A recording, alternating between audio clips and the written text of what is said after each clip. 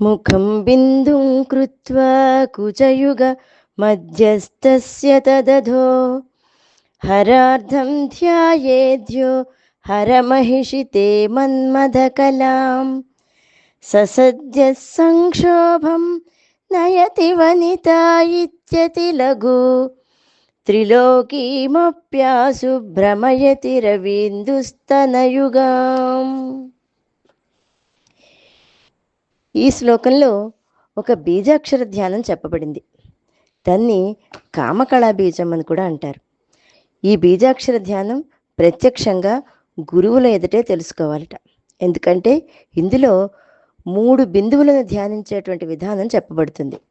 ఆ 3 బిందువులు ఏమిటంటే పైన 1 బిందువు, క్రింద 2 బిందువులు, అంటే త్రికోణం అవుతుంది. అంటే 3 బిందువులు 3 పక్కల పెట్టినట్లయితే ఒక ట్రయాంగిల్, ఒక త్రికోణం ఏర్పడుతుంది. దీనిని మన్మథ కళా బీజం అంటారు. అంటే మనకు ఇక్కడ మన్మథ కళా బీజము అంటే మనకు తెలిసినటువంటి లౌకికమైనటువంటి కామకళ గురించి కాదు, విశ్వనిర్మాణం చేసినటువంటి పరమేశ్వరుని యొక్క సంకల్ప శక్తికి సంబంధించినటువంటి బీజాక్షరము. ముందు చెప్పినటువంటి 3 బిందువులు ఏమిటంటే సూర్యుడు, చంద్రుడు, అగ్ని. ఇక్కడ ఈ సూర్యుడు, చంద్రుడు, అగ్ని ఈ 3 బిందువులు, సూర్యుడు, చంద్రుడు, అగ్ని ఈ 3 ఒక త్రికోణం రూపంలో చూసుకుంటే 3 బిందువులు, మధ్యలో 1 బిందువు, మొత్తం 4 బిందువులు. ఈ విధంగా ఎవరైతే అమ్మవారి యొక్క ఈ విధమైనటువంటి కామకళా బీజాన్ని ధ్యానం చేస్తారో వాళ్ళకి సర్వ జగత్తు వశమవుతుందట. అంటే ఈ శ్లోకంలో బాహ్యంగా కనిపించేటువంటి అర్థము అమ్మవారి యొక్క ఈ సర్వ జగత్తు అంటే రవీందుస్తన యుగం అనేటువంటి అద్భుతమైనటువంటి మాట వేస్తారు. అంటే సూర్యచంద్రులు స్తనములుగా కలిగినటువంటి ప్రపంచం అనేటువంటి ఈ స్వరూపము, ఈ ప్రపంచం అనేటువంటి స్వరూపం వాళ్ళ యొక్క అధీనం అయిపోతుంది.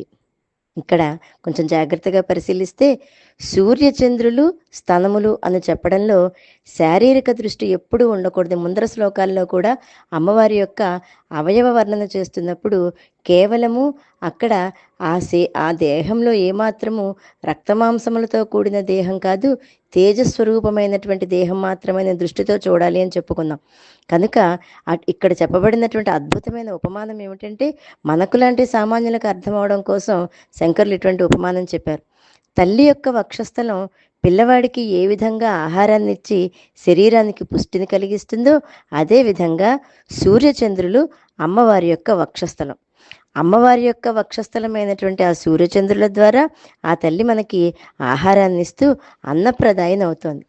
సూర్యుని నుండి వచ్చేటువంటి ప్రాణశక్తి మనకి ఆహారాన్ని ఇస్తుంది. చంద్రుని నుండి వస్తున్నటువంటి రసమయమైన స్వరూపం చేత ఓషధులు పొంది సస్యాలు అంటే పంటలు పొంది మనం అన్నం తింటున్నాం.